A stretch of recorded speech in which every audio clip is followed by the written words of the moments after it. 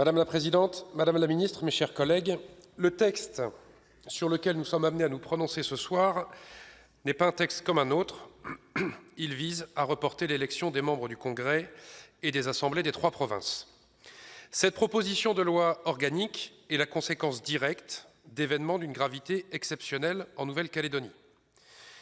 Elles font suite à 3 référendums où une majorité s'est prononcée pour rester français avec des taux de participation supérieurs à 80% en 2018 et en 2020.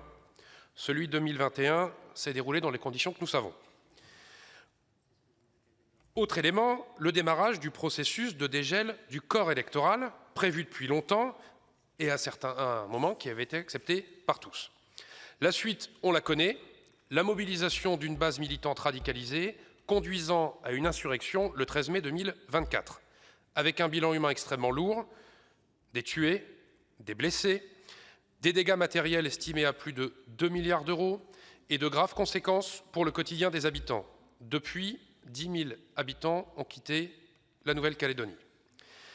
Sur 2024, le PIB a reculé de 14%, 11 000 emplois ont été détruits, les investissements ont baissé de 25%, les exportations de 40%. Voilà, mes chers collègues, les conséquences de l'instabilité et du chaos. J'ajoute que certains pays en ont profité pour faire preuve d'ingérence contre les intérêts de la France sans se préoccuper du sort des habitants de la Nouvelle-Calédonie. Et puis, l'accord de Bougival en juillet. Moment décrit comme historique et peut-être, nous l'espérons tous, déterminant pour l'avenir. Ce sont les premiers accords signés par l'ensemble des partis calédoniens depuis 27 ans, depuis Nouméa. Il clôt le processus d'autodétermination après la série des référendums. Il offre un cadre institutionnel stable et pérenne. Avec l'inscription d'un État de la Nouvelle-Calédonie au sein de la Constitution et la mise en place d'une nationalité calédonienne, il offre une reconnaissance inédite pour les spécificités du territoire et son histoire.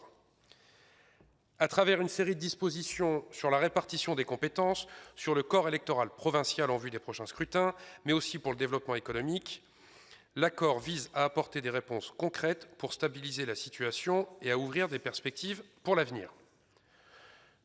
Personne ne peut se considérer comme perdant, personne ne peut se considérer comme gagnant. C'est certainement le meilleur signe d'un accord équilibré. Depuis, le Front de libération nationale kanak et socialiste, disons les choses, sous la pression d'une base radicalisée, a décidé de se retirer. Mais l'accord reste encore soutenu par une grande partie des acteurs locaux, qu'ils soient non indépendantistes ou indépendantistes.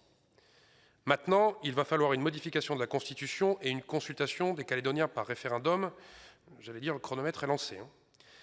Mais avant toute chose, il faut voter ce texte et reporter les élections prévues au 30 novembre 2025. C'est devenu un préalable indispensable.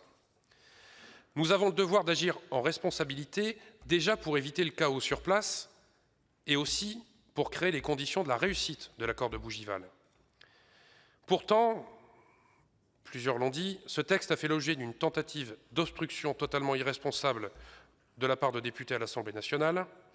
Conscients de ne pas avoir de majorité sur les bancs de l'hémicycle, les députés d'extrême gauche ont décidé d'empêcher l'examen du texte dans les délais par le dépôt de près de 1600 amendements. C'est la stratégie du pire.